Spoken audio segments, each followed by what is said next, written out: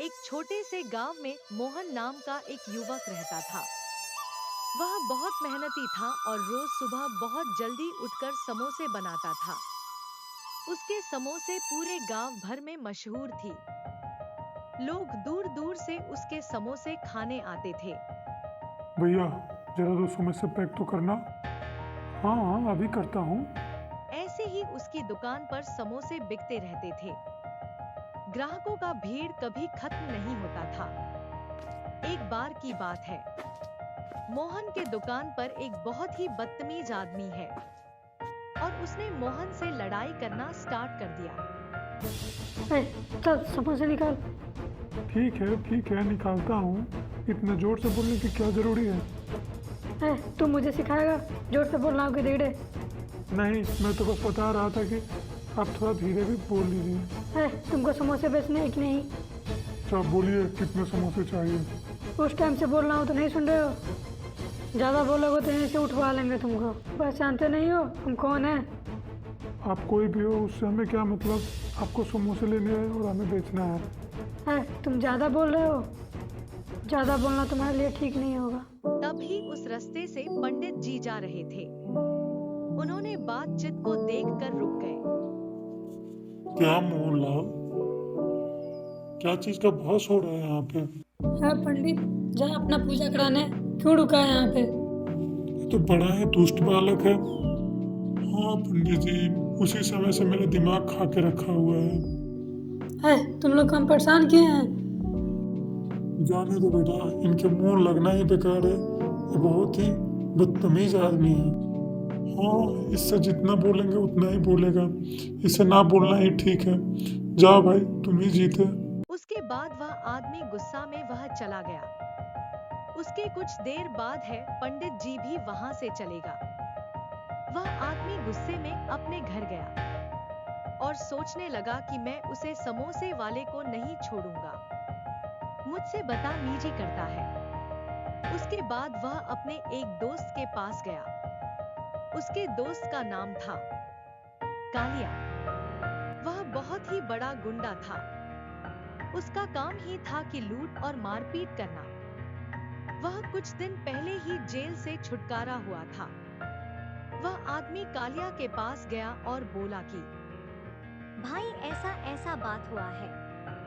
हमारे साथ उसने पूरा कहानी बताई। फिर कालिया बोला, भाई मैं तुम्हारे साथ हूँ, देखता हूँ कि वह आप कैसे बचेगा और उसे कौन बचाएगा।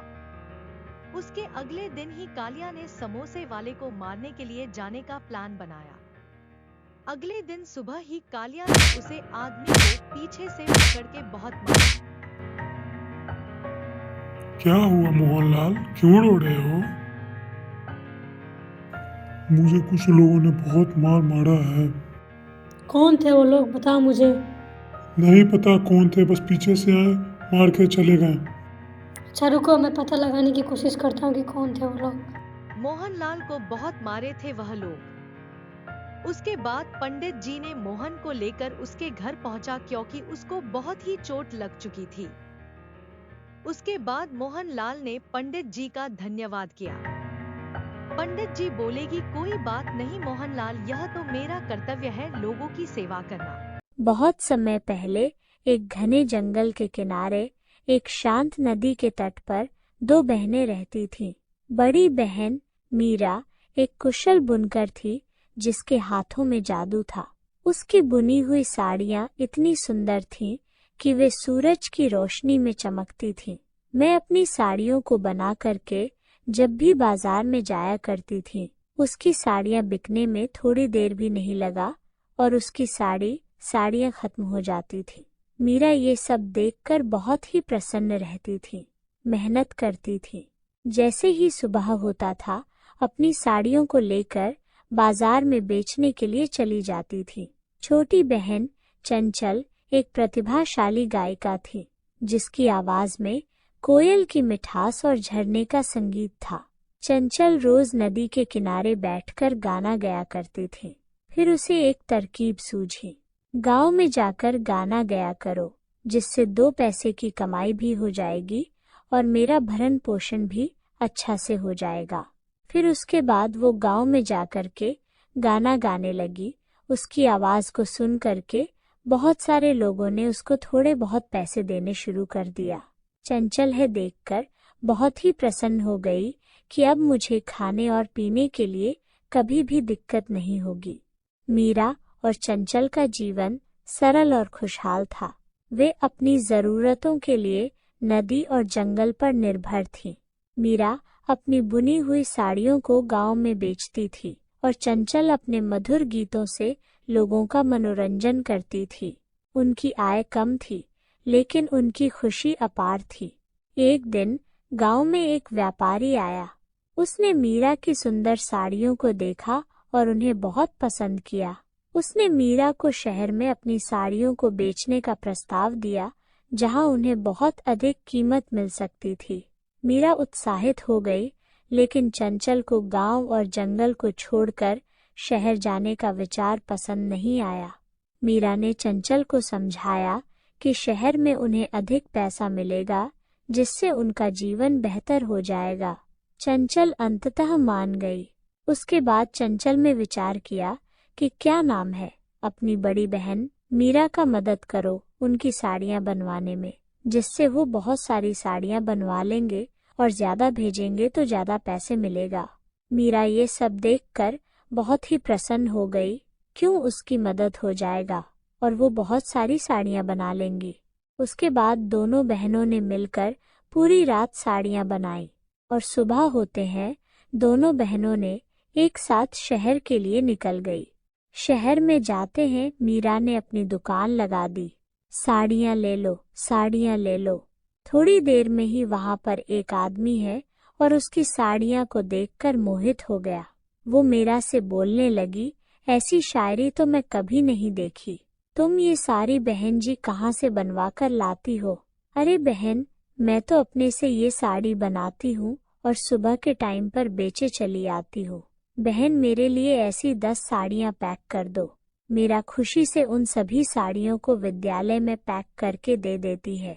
उसे बहुत सारे पैसे मिलते हैं, जिसे देखकर मीरा और चंचल दोनों कोई प्रसन्न हो जाते हैं।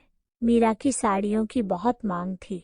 फिर मीरा ने सोचा कि क्यों ना मैं इन साड़ियों का व्यापार को थोड़ा बढ़ा दूं। फिर मीरा ने 1-2 काम करने वाले को भी रख लिया और साड़ियों का बाजार में बेचना शुरू कर दिया। धीरे धीरे उसकी साड़ियों की बिक्री बहुत ज्यादा हो गई। साड़ियों की बिक्री इतनी ज्यादा हो गई थी कि वो किराए के घर से निकालकर अपना एक घर बना। वे जल्दी ही अमीर हो गई। उन्होंने एक बड़ा घर खरीदा और नौकर रखे। मीरा शहर के जीवन में खुश थी। मुझे लगता था कि हम गांव जाने का कोई जरूरी नहीं है, यहीं पर सारा व्यापार यहीं से करूंगी। लेकिन चंचल को गांव और जंगल की याद आती थी। उसे शहर का शोर और भीड़ पसंद नहीं थी। एक दिन चंचल ने मीरा से बोला कि मीरा बहन, क्यों ना हम लोग गांव में चला जाए। गांव में जाकर हम लोग क्या करेंगे? अगर गांव में हम लोग गए तो हम लोग का व्यापार भी बंद हो जाएगा। पर मीरा बहन, पर यहाँ पे मेरा मन थोड़ा सा भी नहीं लग रहा है। पर यहीं पे तो रहना पड़ेगा। गांव न बिना रहे तो यहाँ का व्यापार तो नहीं चलेगा ना। है, तुम सही बोल रही हो, पर मैं इसलिए बोली कि यह पर बहुत ही जड़ा प्रदूषण है, इसलिए हम दोनों का गांव ही रहना ठीक था। बहुत बनाने के बाद भी मीरा नहीं मानती है। धीरे धीरे मीरा और चंचल के बीच दूरियां बढ़ने लगी। मीरा अपने काम में व्यस्त रहती थी और चंचल अकेलेपन से उदास रहती थी। एक दिन चंचल ने मीरा से कहा कि वो गांव वापस जाना चाहती है। मेरी बहन, यहाँ पर रुको, तो यहाँ पर रुकने से तुम्हें फायदा हो सकता है। हम दोनों कोई मिलकर बहुत ही बड़ा व्यापार करेंगे, जिससे आगे चलकर हम लोग को कभी पैसे की कमी ना। बाद मीरा ने उसे रोकने की कोशिश की, लेकिन चंचल नहीं मानी और वो चंचल गांव लौट आई और फिर से नदी के किनारे रहने लगी। उसे जंगल और नदी की शांति में खुशी मिली। उसने फिर से गाना शुरू किया और उसकी आवाज पहले से भी अधिक मधुर हो गई। चंचल अपने गांव में ही खुश रहने लगी थी। वो अपने गांव की खुशी में है खुशी समझने लगी थी। और उसकी बड़ी बहन मीरा वो हमेशा से अपने व्यापार पर ध्यान देने लगी थी। धीरे धीरे करते करते मीरा बहुत बड़ी साड़ियों का व्यापार करने वाली बन गई थी। बहुत बड़ा व्यापार हो जाने के बाद अब मीरा का भी शहर में रहने